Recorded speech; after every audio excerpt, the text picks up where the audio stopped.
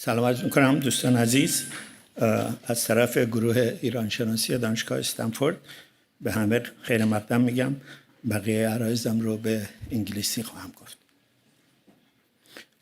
As I have a profound personal affection for Maestro Nazeri, and as we are at Stanford and need to be impartial and rigorous in our judgments and also need to be on the cutting edge of technology, I decided to ask ChatGPT to give me a composite wisdom of artificial intelligence and human wisdom about Mr. Nazeri. Let me quote a couple of passages. The narrative is much longer. Shahram Nazeri, an iconic figure in Persian classical music, has left an indelible mark on the cultural landscape of Iran and beyond.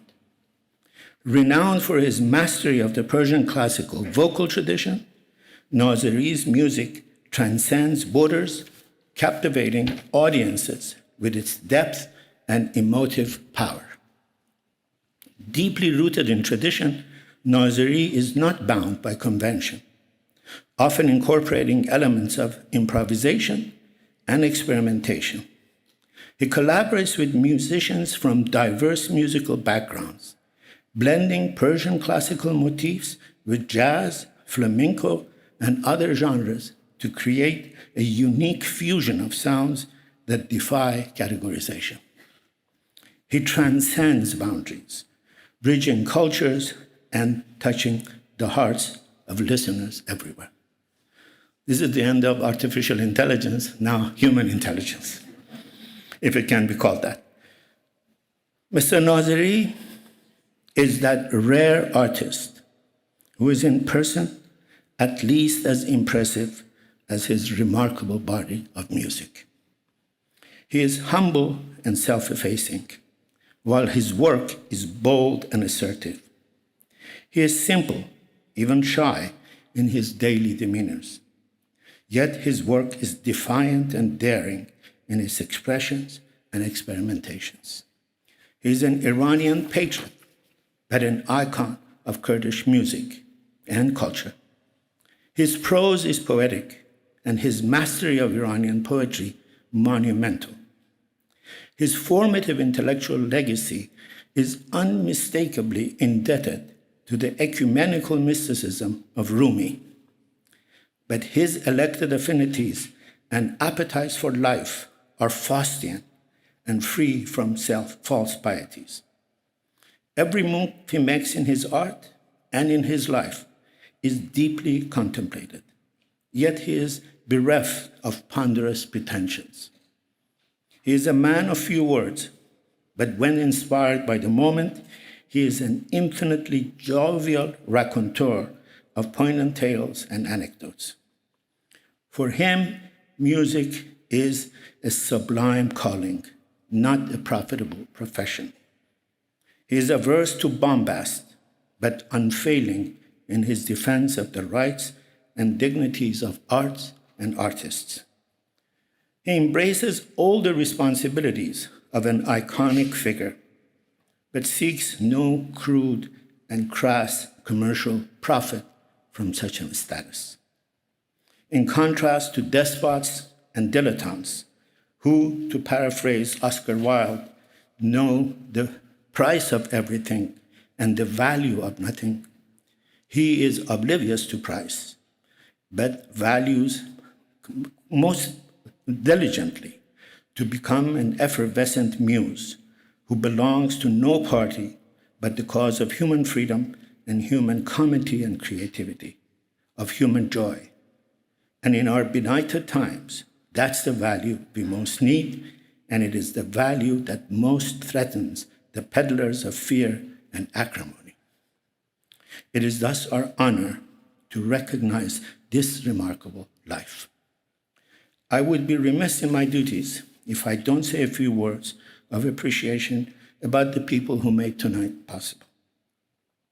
Without the vision and generosity of Hamid and Christina Muqaddam, who launched this program, and of Bita Daryabari, whose endowment has allowed us to not just teach courses in Iranian literature and arts, but annually host this award.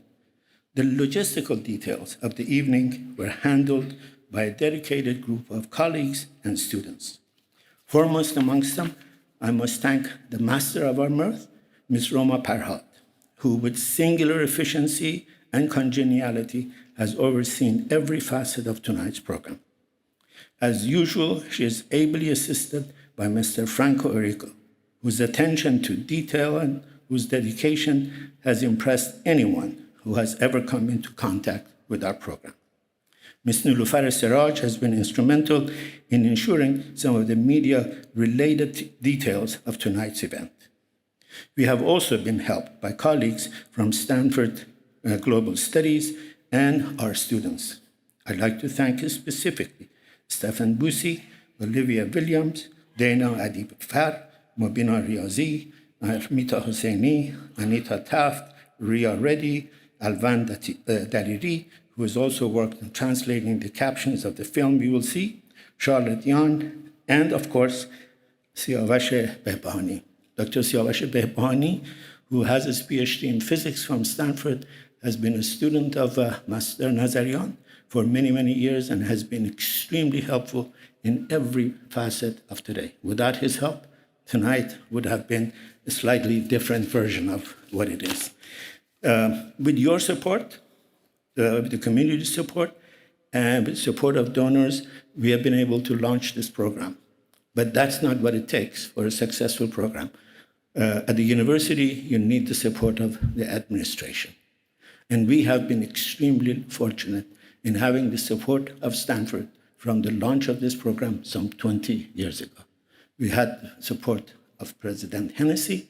We had the support of President Saller, our now outgoing president, and we had the support of Dean Sachs, who agreed to come and say a few words on behalf of the university. Please welcome our dean. Thank you.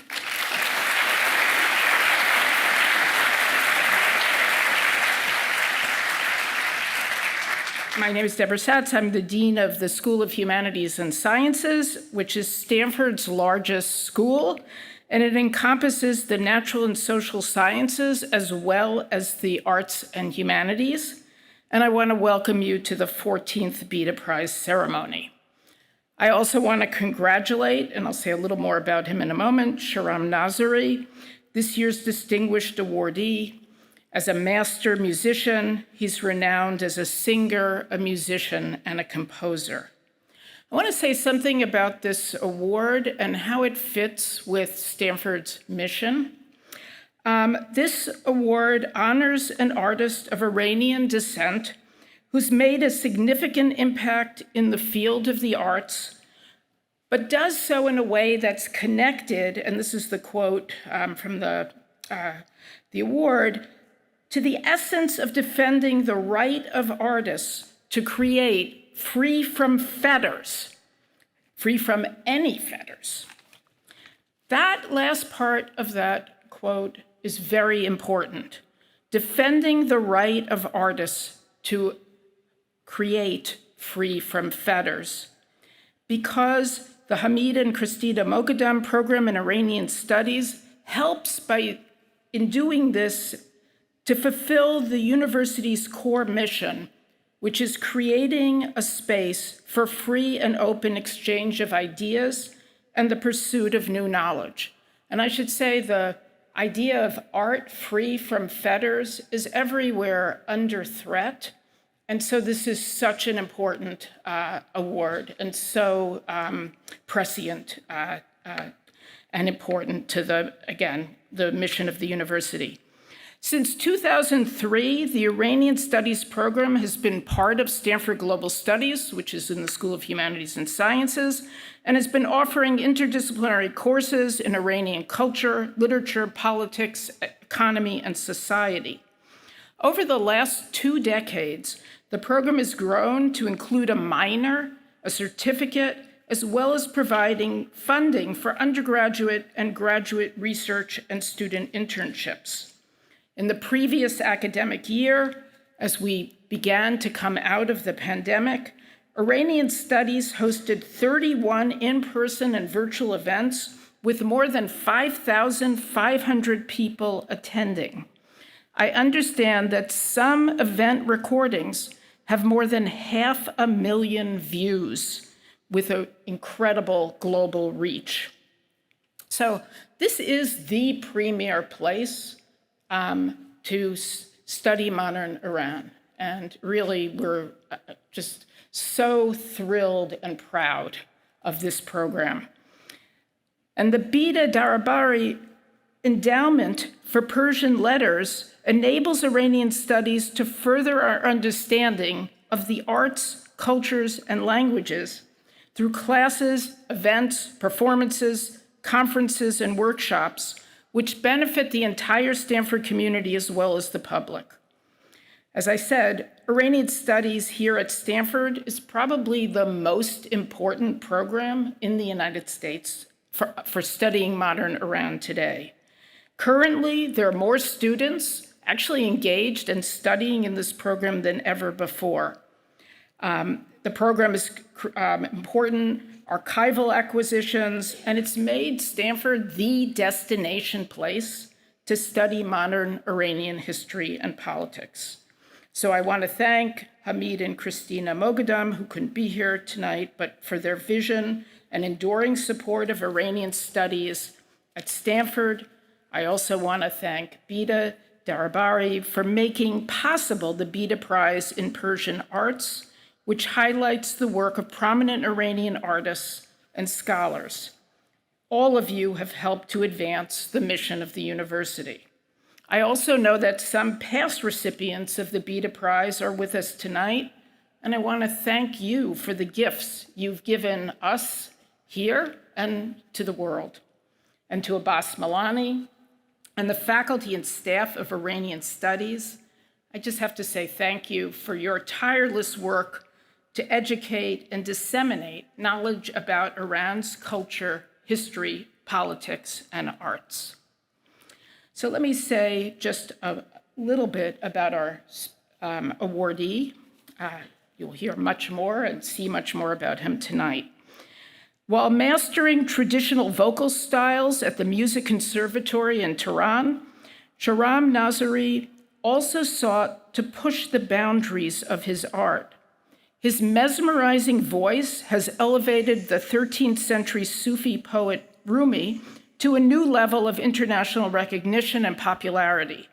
It's noted in tonight's program that he's been referred to as Rumi's larynx. Kind of an interesting, Rumi's larynx. Anyway, it's especially meaningful for me to acknowledge Shahram Nazari tonight, as I am a great admirer of poetry, and I'm also an admirer of Rumi. Really.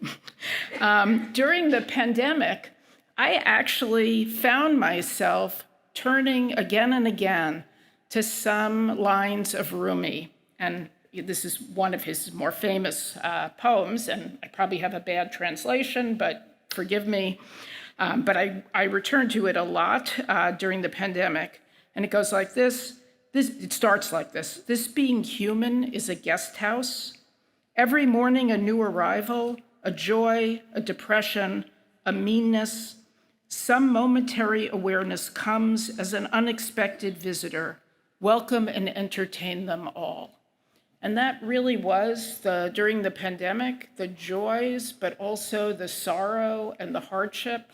And I felt like that is what it means to live in a guest house. We live in a guest house, and it brings many visitors, and we have to be open to them. Stanford, as you know, is well known for its incredible footprint in science and technology, and I celebrate that. But I also celebrate Stanford's leadership and footprint in the arts and the humanities. We're in Silicon Valley, and in Silicon Valley, everybody wants to speed up. That's like go faster. We have a lot of accelerators at Stanford. We want to go fast. And going fast sometimes makes a lot of sense, but actually sometimes we really need to slow down. And one of the great things about the arts about poetry, about music, about literature, is it gets us to slow down and pause and reflect on the world and our place in it. These arts develop us as human beings living in a complex and diverse world, and they enrich our living experience. So I'm incredibly pleased that the program in Iranian Studies is able to award the Bita Prize to esteemed artists who've contributed to furthering our understanding of humanity while also nourishing and slowing down our minds and souls. So congratulations. I'm sorry I can't stay because I have another event talking about speeding up, but it's really an honor to be here, and I feel like I'm at a rock concert. I'm just so amazed and honored. So thank you.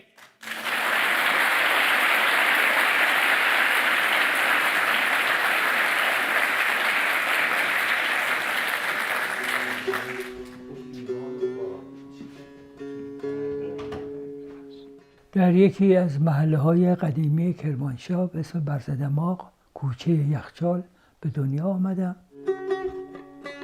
مادرم مهمترین نقش آموزش زندگی هنری رو در حقیقت برای من فراهم کردن، چون خودشون به اصطلاح دستی به شعر و شاعری داشتن و آواز هم می‌خواندن.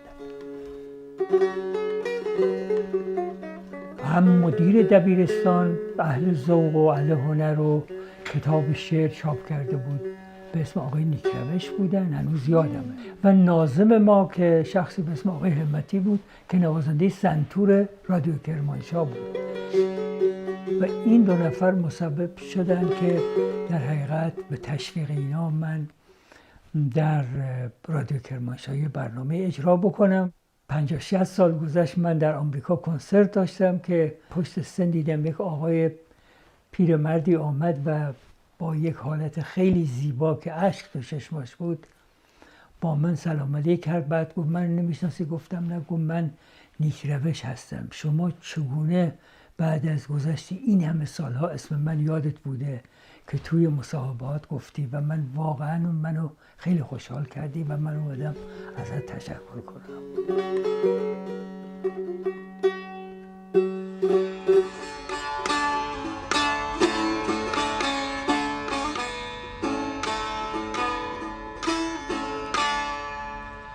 ای که گفتی هیچ مشکل چون فراق یار نیست. نمیخواستم سنتی باشم مثلا زیاد. این کلمه انتهایی که میخوام روی نوت شاهد اصلی بشه نیست که میگم. اینو به این صورت بهتره شما یه دیگه بگو، هیچ مانعی نداره. ای که گفتی هیچ مشکل چون فراق یار نیست. شاگرد اول کنکور موسیقی شدم و بعد کار من از رادیو تلویزیون ملی ایران پخش شد. در دیده به جای خواب آب است مرا زیرا ما برون را ننگریم و قال را ما درون را بنگریم و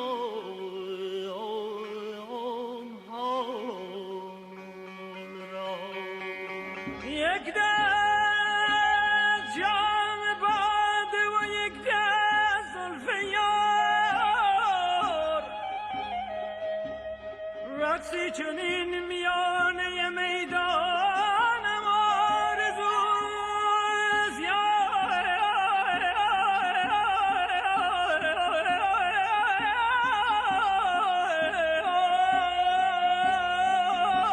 یکی از معلم ها و در حقیقت مرشد من درویش نعمت علی خراباتی در حقیقت آخرین بازمانده قلندران دیار کرمانشاه بودن و یک دارالمعارفی بودن از هنر.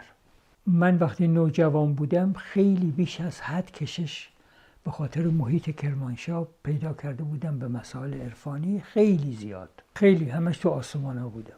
همیشه میگفتن که با آسمان خبری نیست، تو یک هنرمندی رو زمین باید کار بکنی.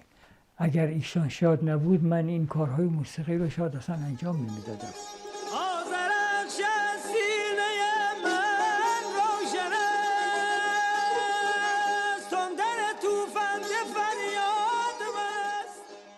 ما از قبل از تشکیل کانون چاووش با هم کار میکردیم که بعد از انقلاب این کانون رو به اصطلاح تشکیل دادیم. 3 کلاس آواز بود که توسط استاد ناصح‌پور، استاد شجریان و بنده اداره میشدیم. 3 کلاس. تنور سینه سوزان ما به یاد آرید که از آتش دل ما پخته گشت. اولین نواری که به اصطلاح خود من منتشر شد، یه طرفش بنده بودم، یه طرف استاد شجریان بودن که من شعری از فرخی یزدی خونده بودم. اون زمان که بنهادم سر به پای آزادی، خون هر جان باز میدهد آواز، جان فدای وطنم، خاک ایران کفنم، ای دریغا. شب که در سنگر خاموشی هم رزمانیم، چو شیری سوی جنگ آید، دل او چون نهنگ آید. اندک اندک جمع مستان میرسند، اندک اندک می پرستان میرسند. شب تاریک و بیم موج و گرد آبی چنین هایل، آی خدا.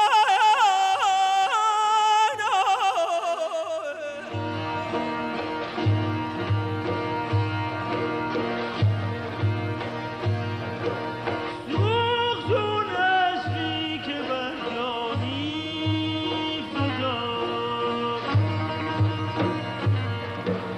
سوخت چون اسبی که بر جانی فتاد.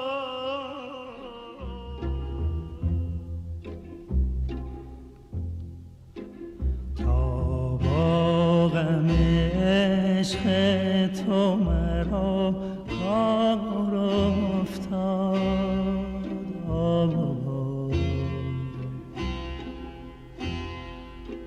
بیچاره دلم، بیچاره دلم در غم بسیار افتاد. نوجوان بودم. یکی از دوستام خیلی از من تعریف کرده بودن پیش استاد بنان، خیلی زیاد. خواسته بودن از استاد بنان که اگه بشه جلسه‌ای خب با من ملاقات داشته باشن. در رپرتوار و موسیقی سنتی از 100 سال پیش تا امروز اکثراً غزل‌های زیبای سعدی رو استفاده می‌کردن، شاید 90%. 10% هم به حافظ دیگر شاعرها، شاهنامه و غزلیات حضرت مولانا کمتر دیده میشه. اون جلسه تشکیل شد و من اتفاقا همون شعری که سالهای بعد در نوار گل صدبرگ خوندم، یکی از غزلهای مولانا، اون شعر خوندم که چه دانستم که این سودا مرا زینسان کند مجنون.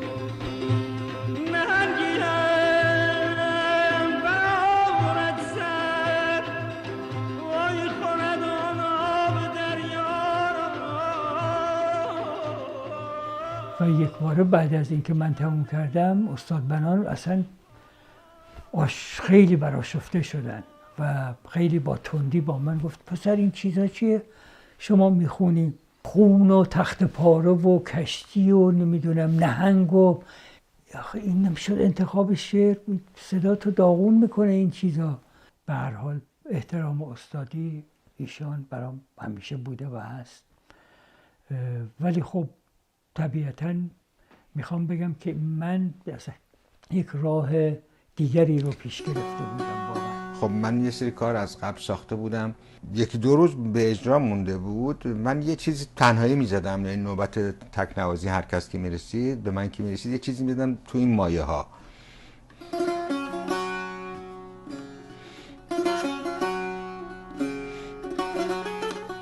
به شهرام گفتم شهرام این اگه بتونی روش آواز بذاری خیلی مثلا ممکن خودش یه گوشه خاص و قشنگی بشه. اصلا این حرف از دهن من در نیومده، شهرام شروع کرد با اون شعر معروف سایه، نامدگان و رفتگان از دو کرانه زمان، شروع کرد با اینو خوندن و حالتها را عجیب و خیلی بهتر از اون چیزی که من فکر میکردم در آورد. نامدگان و رفتگان از دو کرانه زمان، آمدمت که بگرم، آمدمت که بگرم، گریه نمیدادم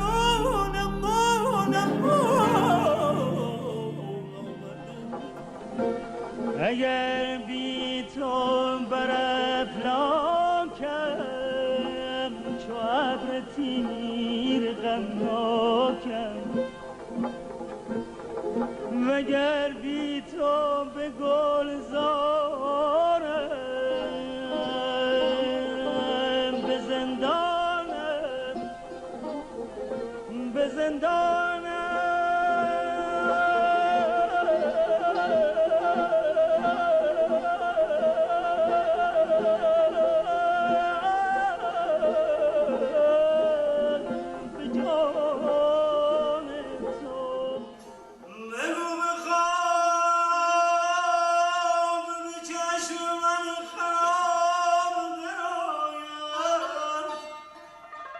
مگر خیال تو بیرون رود که خواب درآید. تنبور یک سازی است که آیینی و مقامی محسوب میشه. کارهایی رو شروع کردیم که از جمله صدای سخن عشق که یک آوازی در اون به اصطلاح آلبوم به یادگار باقی ماند، شعر خیلی معروف و جاودانه مولانا که رو سر بنه به بالین تنها مرا رها کن، که با تنبور و تکنوازی سید خلیل عالی نژاد انجام شد و در حقیقت کل اثر با خود به اصطلاح همکاری خود من و موسیقی گروه تنبور شمس و استاد کیخسرو پورناظری انجام شد.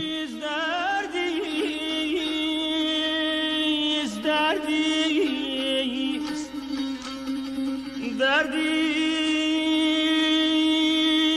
غیر مردن کن را از صدای سخن عشق ندیدم خوشتر یادگاری که در این گنبد دوار بمان.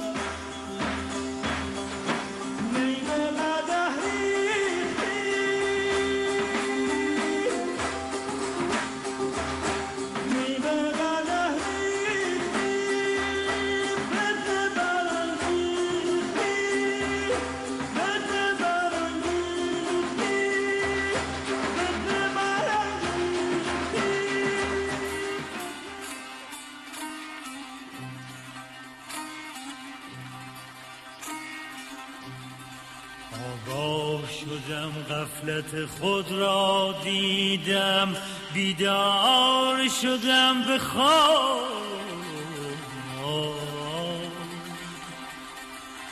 تقریباً تا من وقتی اول بار شعر میتراود مهتاب نیما رو در سال 56 اجرا کردم، به صورت آواز چیزی از شعر نو نبود، یعنی یه چند تا تصنیف درست شده بود، اما به صورت آواز با متر آزاد در حقیقت چیزی از شعر نو نبود.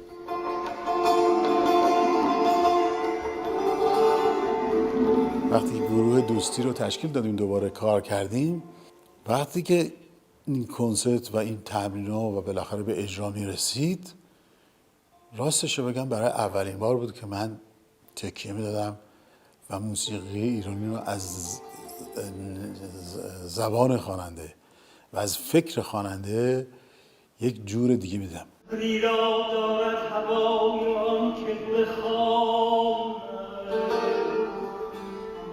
دارد هوای آن که بخوام، در این شب سیاه.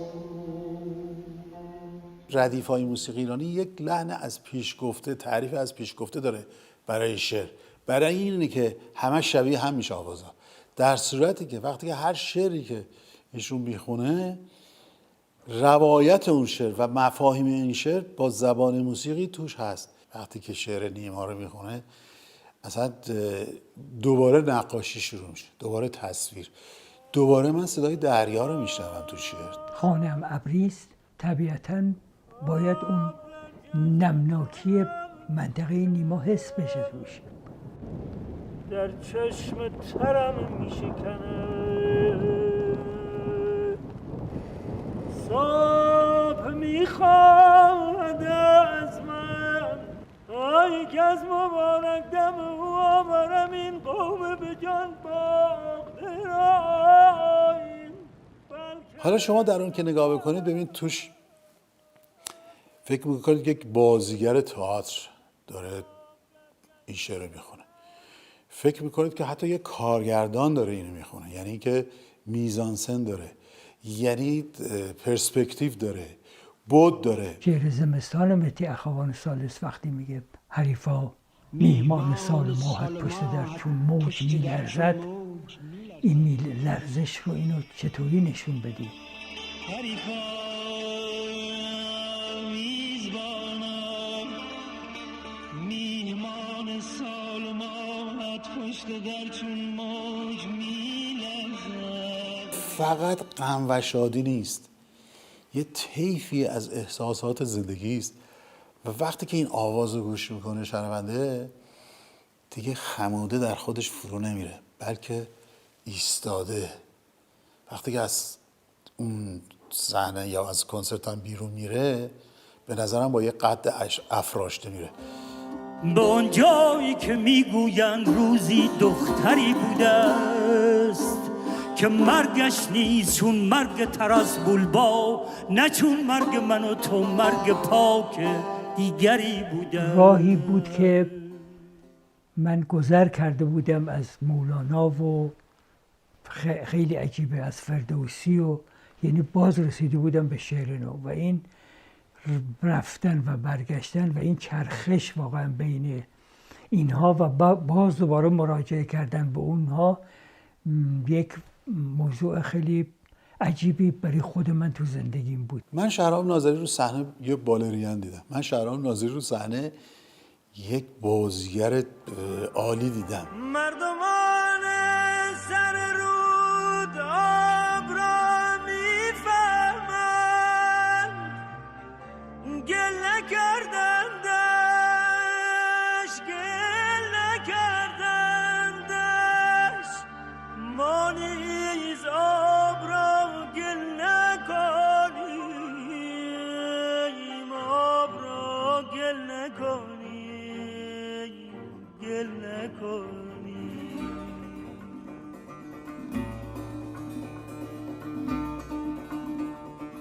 تلخی نکند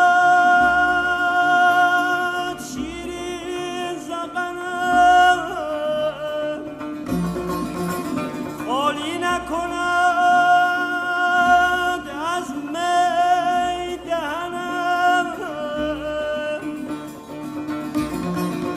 اوریان کندم هر صبح دمی گوید که بیا من جام کنم، ور بنهی پا بنهم، ور بنهی پا بنهم، هر چه بیابم شکنم. هری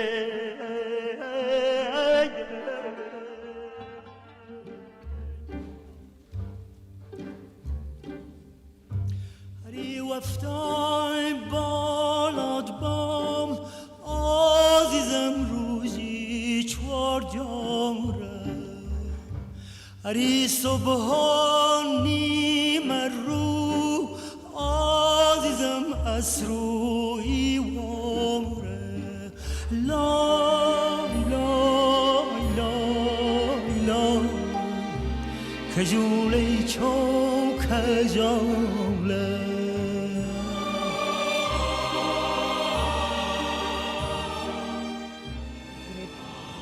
به اصطلاح حق مطلب رو ادا بکنی. متوجه هستی؟ یعنی وقتی مولوی میگه نمیدونم مثلا ای رستخیز ناگهان، ای رحمت بی منتها، ای آتشی افروخته در بیشه اندیشه ها، شما مثلا اینو خب این یه فرهنگ دیگه ای میخواد باید باش برخورد بکنی تا بتونی این شعر رو بیان بکنی. مثلا نمیتونی بگی ای رستخیز ناگهان، این بهش نمیخوره. در نتیجه اکسان های دیگه برای این شعر لازمه. ای رستخیز ناگهان، یه دفعه مثلا باید یه چیزی تکان بخوره. رستخیز ناگهان دیگه معلومه قیامتی که یه دفعه بود.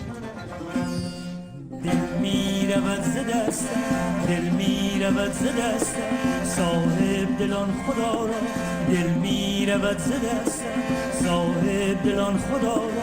دردا که راز پنهان خواهد شد آشکارا. کارهای استاد ناظری همیشه ساختارشکنانه بوده. هیچ وقت مثل بسیاری از خوانندگان و موسیقیدانان کارهاش در روال عادی و روزمره نبوده و هرگز دچار روزمرگی هم نشده. هیچ وقت به جایی، به کسی یا سازمانی وابستگی نداشته. فقط این نبوده که یه آوازی که به اسم آواز سنتی بوده اینو بگیرم و ادامه بدم. این کارو من نکردم. من اصلا تحقیق کردم که ببینم که چه چیزایی طی قرنها حذف شده از موسیقی آوازی ایران، چه چیزهایی بوده که الان امروز نیست به دلایل مشکلات تاریخی، سیاسی، اجتماعی.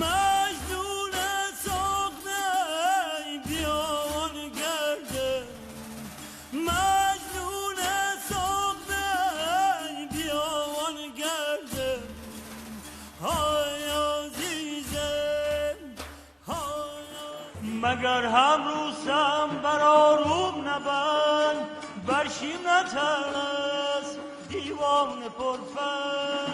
شادم که و دین یاوران ین، کار روان بیشان داخل بودن. تو بشناس که از مرز ایران زمین یکی مرد بود نام او آبتین. ز تخم کیان بود و بیدار بود، خردمند و گرد و بیازار. اکثر سوالهایم که داشتم توانستم بیشتر از موسیقی واقعا منطقه کرد که خب دست نخورده تر هست و موسیقی بسیار وسیع هست، توانستم از اونها، از مقامهای موسیقی منطقه خودمون واقعا بیرون بکشم. در عرض 20 سال اخیرم که حتی 30 سال اخیر که موزیسینای موفق بودن که حتی اگر کردم نبودن ولی از فرهنگ کرد استفاده کردن، از حس ساز و حماسه کرد استفاده کردن.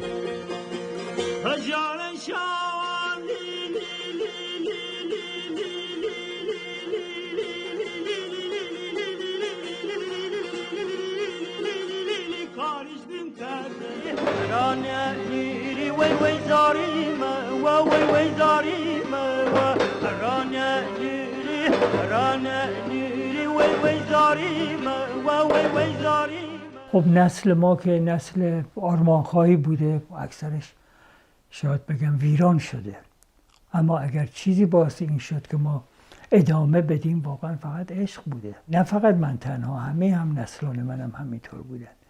این همه تلاش، این همه به اصطلاح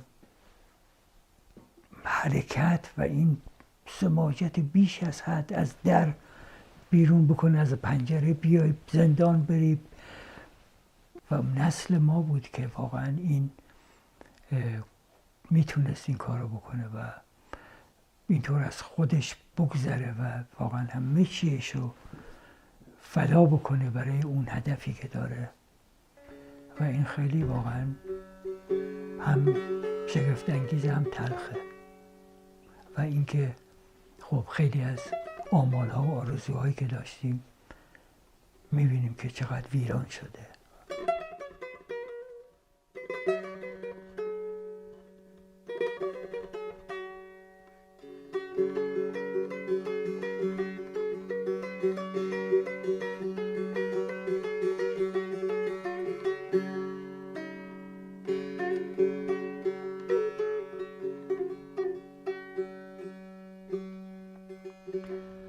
نیست رنگی که بگوید با من اندکی صبر، سحر نزدیک است. هر دم این بانگ برآرم از دل، آه این شب چقدر تاریک است.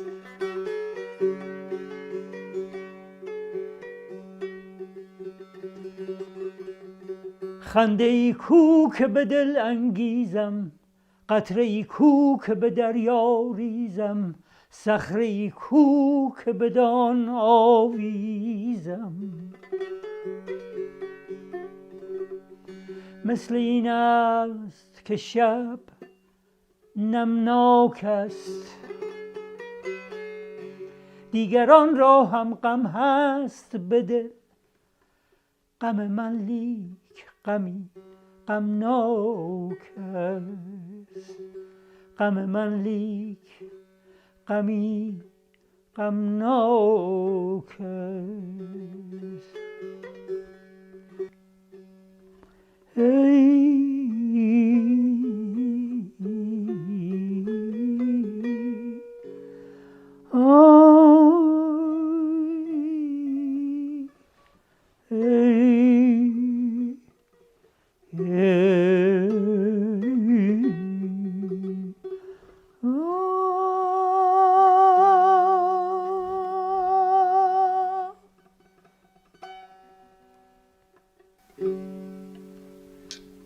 غم من لیک غم غمناک است.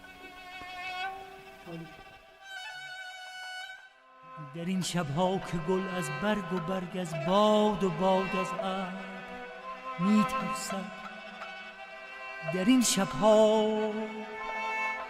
این شبها که هر آینه با تصویر بیگانه است و پنهان می‌کند هر چشمه سر و سرودش. با سلام و درود خدمت یکایک شما مهمانان گرامی، به 14مین مراسم بزرگداشت زندگی و آثار یکی از هنرمندان برجسته ایران خوش آمدید. با اجازه شما من ادامه صحبتم رو به انگلیسی ادامه میدم. Greetings and welcome to our 14th annual celebration at Stanford. I offer my special thanks to Dean Satz for joining us tonight, and Dean Saller, who led the School of Humanities and Sciences for many years and just stepped down as the interim president of Stanford, was, like her, a great supporter of the Iranian Studies program and of the launch of this prize 14 years ago. I'm grateful for this continuous institutional support. Before saying a few words about our distinguished winner tonight, let me offer some much needed words of gratitude to the individuals who played a key role in making our success possible. First and foremost, I want to take this opportunity to thank you all for coming, not just tonight, but to every one of our last 13 nights of celebration. Without your support, our success wouldn't have been possible. Special words of gratitude goes to the vision and generosity of Hamid and Christina Muqaddam. I would like to also thank Dr. Milani, who is an icon of integrity and hard work, for his leadership, knowledge, guidance, and perseverance in managing and growing the Iranian Studies program here at Stanford. The success of this program is due to you and all your hard work. Thank you.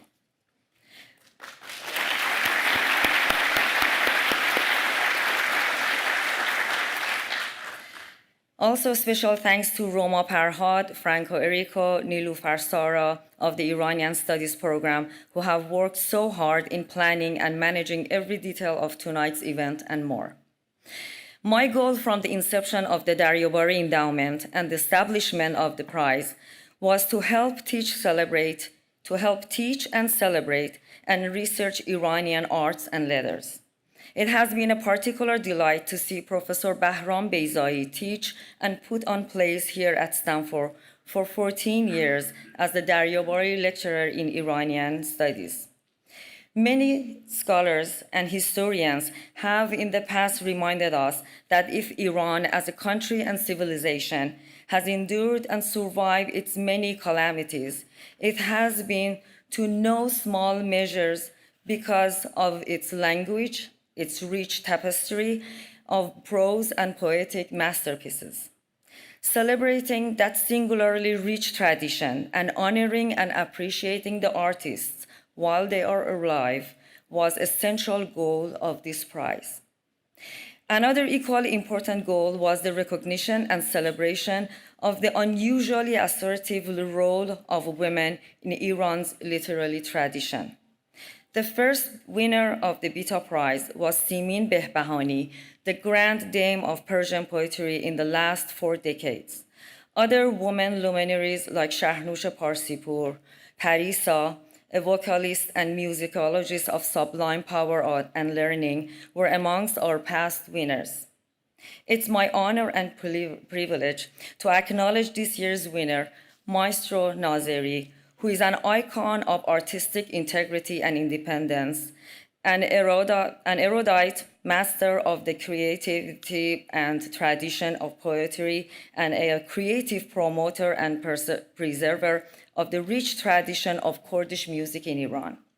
His life has been constant search for the best poetic and musical treasures in Iran's past and present, and a tireless effort to use his own musical genius to make from these diverse sources a rich body of work, unique in its diversity, its panoramic vision of Iran's troubled past, and its promising future. The single unifying element in this diversity is Maestro Nazeri's dedication to excellence and to the dignity and redemptive power of music and poetry. It is in recognition of this rich life that we recognize and celebrate him as the 14th winner of the Bita Prize. Please join me in welcoming Ostad Nazeri. آقای استاد بفرمایید.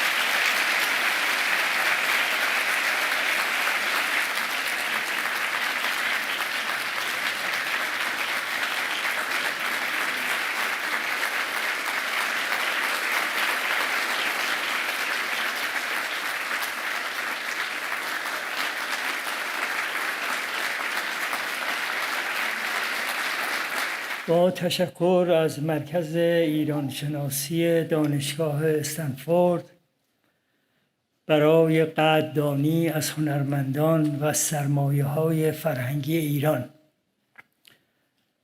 قدردان حضور شما هنردوستان و اهل فرهنگم که امروز در این جلسه هنری تشریف آورده اید. خیلی دوست داشتم با تمام توان امشب مانند کنسرت‌های چند هفته اخیر برای شما برنامه اجرا کنم، ولی متاسفانه سرماخوردگی شدید و درگیر شدن ریه‌ها این امکان را از من گرفته. این جمع با فرهنگ شایسته بهترین است و من کمتر از آن برای آن راضی نمی‌شوم. در طول 45 سال بیش از 50 آلبوم موسیقی اصیل به یادگار گذاشتم. که همگی به همت شخصی و با همراهی هنرمندان آزاده که دغدغه هنر را داشتند انجام شد. 45 سال کار هنری صرفاً در منزل و 45 سال پرهیز از رادیو و تلویزیون و محروم شدن از بسیاری امکانات که وجود داشت برای هر هنرمندی، که در حقیقت این خود شگفت انگیز بود، ولی به هر حال من و نسل من به عشق فرهنگ و مردم این سختی ها را به جان خریدیم. از ابتدای انقلاب 57 با هنرمندان تراز اول مملکت کانون هنری چاووش را تشکیل دادیم تا در سخت‌ترین شرایط تاریخی شعله موسیقی را در جامعه زنده نگه داریم. من ضمن فعالیت مستمر با گروه شیدا و عارف از بدو شروع کانون چاووش به عنوان معلم آواز تدریس می کردم. آثار منتشر شده دوران چاووش موسیقی را به بطن جامعه برد و تب و تاب آن دوران را در آنها تجلی بخشید. ما زمانی این جریان موسیقی را شروع کردیم که به زبان آوردن واژه موسیقی در جامعه ممنوع بود.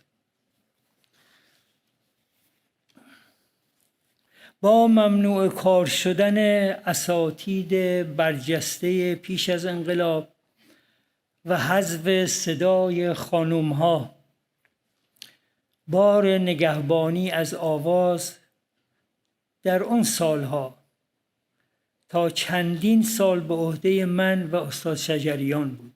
البته بسیاری از اساتید دیگر همچون پریسا هنگامه اخوان، سیما بینا، خانم داوودی، خانم مهرعلی به تدریس و پرورش صدای بانوان و استادانی چون سدیف، ناصحپور، شاه زیدی، سعیدی، کرامتی به تربیت صدای آقایان همت گماشتند. در سالهای پس از چاووش چند تن باقی مانده از استادان آواز از جمله استاد شجریان همون راه آواز سنتی را تداوم دادند و آن را به یک سامان پختگی رساندند. من راه دیگری را پیش گرفتم. در جستجوی آواهای گمشده آواز ایرانی و فضاهای حماسی منسوخ شده بودم. با اون که ریشه خود را در سنت و آواز قدما می دیدم، از همان ابتدا به دنبال کشف فضاهای تازه برای دنیای آواز بودم. اون چه بود را رها کردم و اون چه نبود را پیگیر شدم. با ادغام و در هم آمیختن فرهنگ بیان سنتی و مقامهای باستانی یک طرز بیان تازه برای آواز ایرانی به وجود آوردم.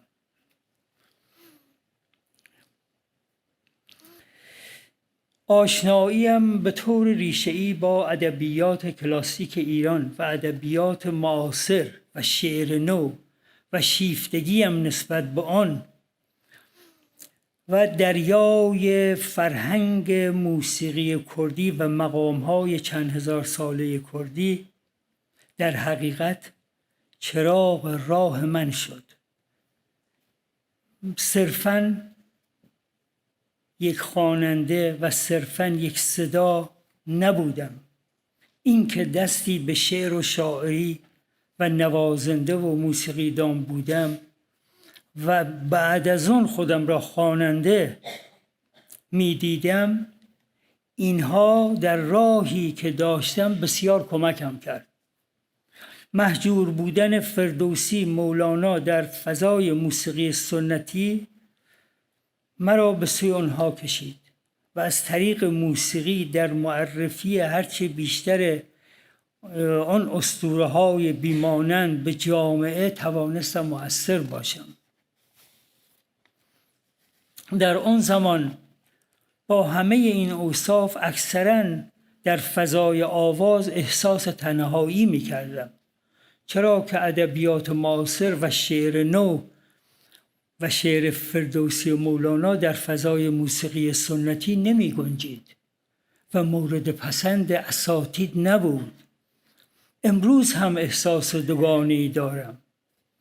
خوشحالم که پس از گذشت چند دهه دیگر شعر نو، کلام فردوسی و مولانا در موسیقی ایران غریبه نیست. امروز هم احساس تنهایی می کنم. متاسفانه موسیقی و آواز امروز جنبه سنتی و مصرفی پیدا کرده. بازار پول و تبلیغ و تجارت و هیاهوی نامننگ گریبان موسیقی و آواز ما را گرفته. یقین دارم جوانان و استعدادهایی هستند که موسیقی را از این گردنه سیاه نیز به سلامت عبور خواهند داد. مرسی. ارادتمند شهرام.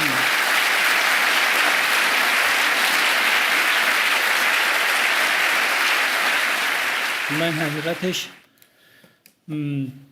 خب خیلی دشواره. اولا که من 2 قسمت از ماهای خیلی قبل در نظر گرفته بودم که در این جلسه کم نظیر برای خود من حداقل اجرا بکنم، یعنی چون دیگه خب هر چیزی به اصطلاح اون ارزش جایگاه خودش داره دیگه. جایگاه از این شاید والاتر خود من شرکت نداشتم تا حالا. شاید در خیلی از دانشگاه‌ها و از خیلی از دانشگاه‌های حتی آمریکا آواردها و تقدیرنامه‌هایی دارم، از هاروارد، از کلمبیا، از UCLA، برکلی، دانشگاه امریکن یونیورسیتی و بسیاری از دانشگاه دیگه. ولی خب برای خود من به خیلی دلایل استنفورد یک مقام دیگری است و یک جایگاه والاتری است. خب در این جایگاه باید اگر هنری عرضه میشه به هر حال در یک کمالی باشه و یک سطح خوبی داشته باشه. من به همین دلیل تصمیم گرفتم که برنامه اجرا نکنم، چون واقعا دیدم که من با این حنجره و با این سینه خب اگر بخوام اینجا یک کار بسیار ضعیف یا خیلی تفننی رو به اصطلاح عرضه بکنم شاید خیلی قشنگ نباشه. ولی در هر صورت میدونم هم که همه شما تک تک به خاطر این آمدید که به هر حال هم در این جلسه به اصطلاح اعطای جایزه تشریف داشته باشین و هم این که به هر حال از یک برنامه هنری استفاده بکنید. اما من واقعا نمیدونم که چون چه کار بکنم.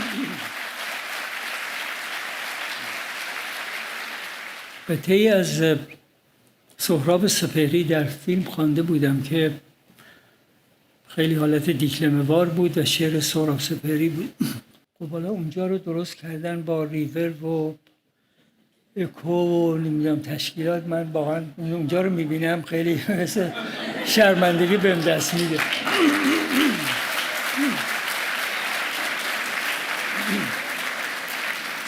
و به هر حال میگم خب از بخت بدم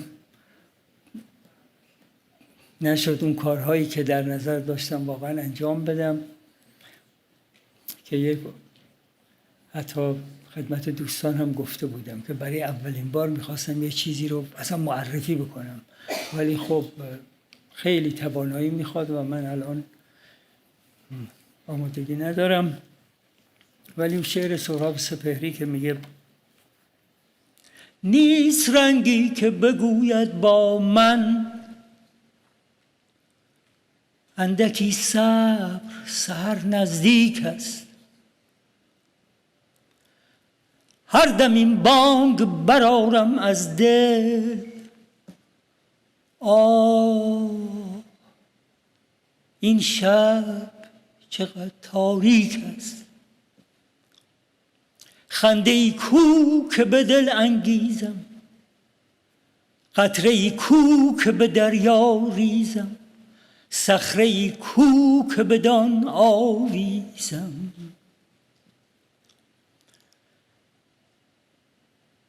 خنده ای کو که بدان انگیزم، قطره ای کو که به دریا ریزم، صخره ای کو که بدان آویزم. مثل این است که شب نمناک است، دیگران را هم غم هست به دل. غم من لیک غمی غمناک است، دیگران را هم غم هست به دل. غم من لیک غمی غمناک است، غم من لیک غمی غمناک است. ای